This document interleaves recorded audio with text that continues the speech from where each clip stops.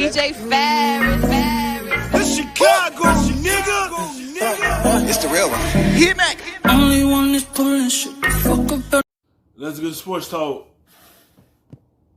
Joe Flacco had been looking for work, and he has now found it. Kind of a surprise given his health condition, a serious neck injury that some thought would prevent him from passing a physical at any time before the 2021 or 2020 season began, or 2021 for that matter. Flacco has a gig now on the depth chart with the New York Jets behind Sam Darnold. It's a $1.5 million base deal with a maximum value of $4.5 million that requires him probably to play and play well to make that kind of money. This is a guy who, not all that long ago in the grand scheme of things, was the highest paid player in league history, taking what he can get to continue his career. Devontae Freeman, maybe you should follow Joe Flacco's lead, because there is a point where you just have to take what you can get. Taking the $1.5 million, he'll be the guy behind Sam Darnold. He's taking that deal because he had a neck injury last season. Was cut his season short with Denver. So he said, I'm gonna take what I can get and continue my career and have an opportunity. That's why he took this. He's a veteran, and he just looking at it as whatever offer on the table, I'm gonna take the opportunity. That's what did with the Jets came presenting him that contract, and he took it to be the backup for Sam Darnold. He had to take what he could get because ain't no one gonna take on that injury that you had. So he had to take what was available for him, and the Jets came calling to him. Assuming Flacco is healthy. And look, when you consider the revolving door of crap the Jets had last year after Darnold got mono and how it derailed their season, it makes sense to have a backup that you believe can at least allow you to be somewhat competitive in games that Darnold may not be able to play, Chris. Yeah, that's exactly right, Mike. I mean, first off, Sam Darnold hasn't played a complete season yet in his first 2 years. Had the mono issue last year, had the hurt foot his rookie year. This is a big year for the New York Jets, and especially Adam Gase and the coaching staff. So to where I love the signing is Joe Flacco's he's a perfect backup. He's not going to be threatening in any shape, way, or form to a guy like Sam Darnold, so you're good there, right? And, to second that, with the point of, again, if a Sam Darnold did miss a few games, I thought the Jets all offseason were taking, and I brought this up on my podcast a few times, just as far as taking a big risk if Sam Darnold did get hurt, and wow, you're going to go with David Fales as your backup quarterback? To me, that would have kind of been career suicide for Adam Gase and company if they got to that. I would have just said, well, Sam Darnold's hurt. You're going to lose your games now. And they wasn't going to go with Fales. They was probably looking for the perfect backup. Joe Flacco was available, and they took him to sit behind Sam Darnold in case something do happen to Sam Darnold this season, and they could have a guy that had that experience that could keep them afloat in case something happened. And they had to go find one, and they found it in Joe Flacco. Most likely you're going to get fired at the end of the season. Joe Flacco, yeah, he's not going to come in and set the world on fire, but he certainly can still throw the football and understands how to run an offense and do those type of things. So Joe Douglas, I think it was a great signing. And, of course, he's got history with Joe Flacco because he's been in Baltimore and all that too, so that made a lot of sense. Boy, and how the worm has turned from Flacco's time in Baltimore. He had that team over a barrel after Super Bowl 47. Right. He did the ultimate all-in bet on himself, rejected the offer that the Ravens made on a second contract in August of 2012, led the team to the Super Bowl, won the MVP award, and ultimately leveraged what at the time was a record contract. And the cap numbers were so backloaded that after 3 years they had to redo the deal. And by then he didn't deserve to be the highest paid player in football, but his circumstances under his contract allowed him to yet again be the highest paid player, and he cashed plenty of those checks from the Ravens, all in the aftermath of Super Bowl 47. Got paid well last year by the Broncos after he was traded there by Baltimore, but now he takes what he can get because of that neck injury, Chris, and I really thought that neck injury was something that was going to keep him from signing with anyone. Yeah, you're going to have to. When you have any type injuries to you, teams are not going to really look your way.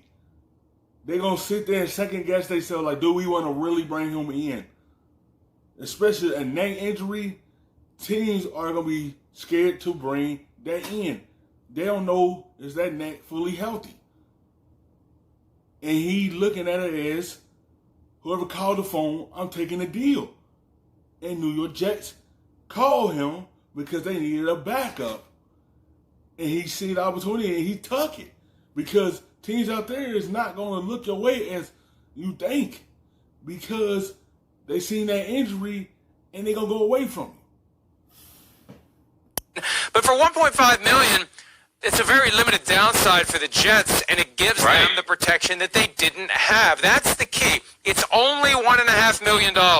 Teams waste far more than that all the time. This is the most important position on the field. They had no backup that they clearly felt strongly enough about to ride with. So you roll the dice, and it's not much of a price to pay to take the chance that maybe you end up getting a guy who can help make the difference between a season of promise and a season of disaster. Right, exactly right. You know, and again, it's really, you know, Mike, I don't know, it's rare to see a quarterback with, you know, this type of career still want to play at this point of his career for that little of money. I mean, really, you know, Joe Flacco seems like he still wants to go. He's from New Jersey. I'm sure that was for a little bit part of, like, the connection or maybe making that to want to happen. But, yeah, I think ultimately this was the right move for the New York Jets. You know, we mentioned David Spales. They drafted, you know, James Morgan in the 4th round of the draft, who's got a lot of talent but is raw and a little bit of a gunslinger and not the type of guy as a rookie that you're going to go, we want him to be the backup in week 5 and he'll come in if Sam Darnold gets banged up and he'll run the offense. No, I don't think he'll be ready for that. Kid might have a chance for a bright future, but they needed a guy that could come in right now, and a guy like Joe Flacco, to your point, Mike, could be the difference between you going 10-6 and 7-9, or you know, something like that. He could be worth a win or two if you play the right way when he's in the game. If Sam Darnold does get a high ankle sprain in the middle of the season or whatever that may be, and then of course that would save a guy like Adam Gase's coaching. You know. Now, this is a big year for them. It's a big year for Adam Gates to keep his job. The door's open in this division.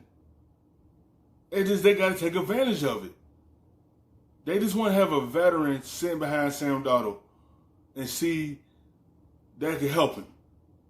They brought him in because they probably just looking at all the backups they had, and they said, we need a veteran guy in case something happened to be able to run this offense. They didn't want to roll with a young guy. They wanted to roll with a veteran, and he was the best available. Career in New York and everything else. So really good signing by them. And honestly, I'm a little surprised Joe Flacco wanted to do it and still wanted to play. I can't lie about that.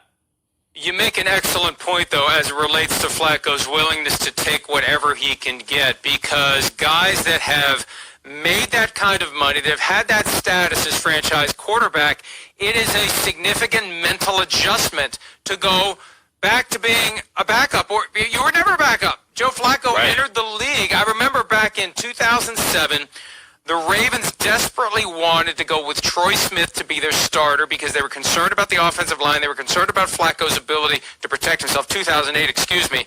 It was, and right.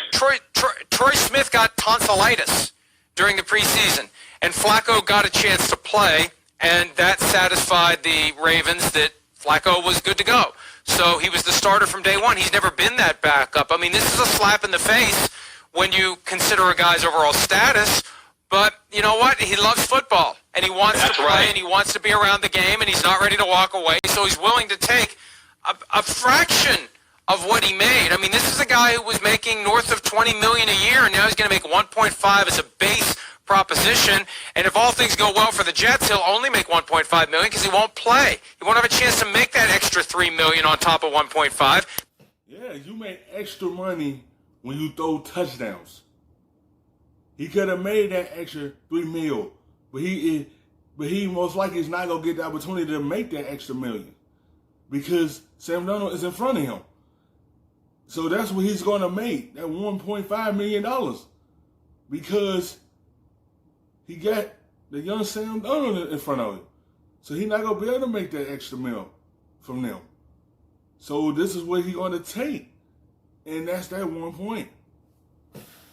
Because it'll be Sam Darnold getting it done. So it really is surprising to me that a franchise quarterback who was one of the highest paid players in the game, and at times the highest paid player in league history, would say, I'll take whatever I can get to keep going. Because I can't imagine Peyton Manning ever doing that. He didn't. Right. I can't imagine Tom Brady ever doing that. I can't imagine any of the all-time great quarterbacks. Because them are different guys. Tom Brady and Peyton Manning are different from Flacco. Flacco haven't done enough later in his career to be able to say, yeah, he could be our starter. And then he had this injury on top of that. You see what happened with Baltimore. They put Lamar Jackson over him. Shipped him to Denver. Then he had that injury. And now this is an opportunity. He's going to be a backup. If he want to continue playing, that's a role he's going to take. He's going to be a backup to any one of these teams. Unless he go to a team that don't have a quarterback that he could compete with.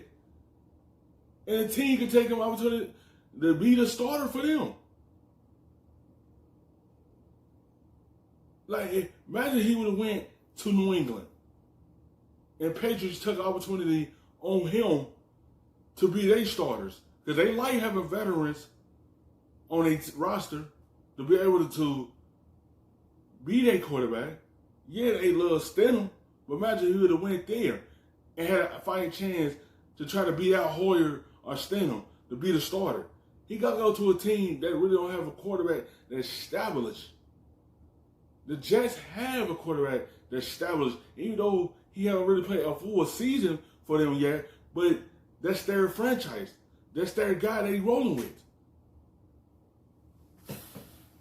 I can't imagine Aaron Rodgers saying, yeah, I'm willing to be someone's backup. I just want to continue to be in the NFL. I can't imagine anyone doing it. And I think it's a great point that Flacco, and I think this is the ultimate litmus test on how much a guy loves the game. If you're willing to humble yourself and do it, you truly love it, Chris. Yeah, that's right. He's a humble guy, too. You know, Joe Flacco's going to be no distraction. He'll be a great, backup guy for Sam Darnold as far as, being able to teach Sam Darnold some tricks and some things that, Sam Darnold hasn't been around a big-time quality backup like that. That's going to be cool. He's certainly going to have something there, let alone... Yes. He's a Super Bowl winning quarterback, won the MVP in the Super Bowl, so he could sit there and talk to a young quarterback, teach him the tricks and the trades of what he could do on the field. That's a good quality backup to talk to him, a good veteran that could put the word in his ear to be right there with him. You have experience of winning a championship, and that could rub off on Sam Darnold. Flacco's not going to be looking to make a controversy or anything like that. The other thing, too, with Flacco, the last 2 years, he's been a very supportive guy to two young quarterbacks. We saw him cheering on Drew Lock last year when he was not in uniform on the Denver sidelines. The year before that, he was really supportive of Lamar Jackson. And even when the Ravens had a few games of, not looking good on offense, people tried to start that, ooh, Joe, do you think you deserve to be back in there and maybe start as a quarterback? He squashed it. He did the right thing by the team, right, all the way. And, again, this is, to me, Joe Flacco, this is what made him a really good quarterback on a team that had a lot of personalities and why he could fit in Baltimore with Ed Reed and Ray Lewis, who, unlike most teams, were the leader of the team. It's usually the quarterback, and the quarterback's that guy. But in Baltimore, they marched to a different band there with that group of guys, and he was great that way. And I think, for a lot of reasons, he's a little bit underrated with his whole career because he was willing to take that back seat in that leadership position there in Baltimore. Hi, I'm Mike Tirico, and thanks for watching.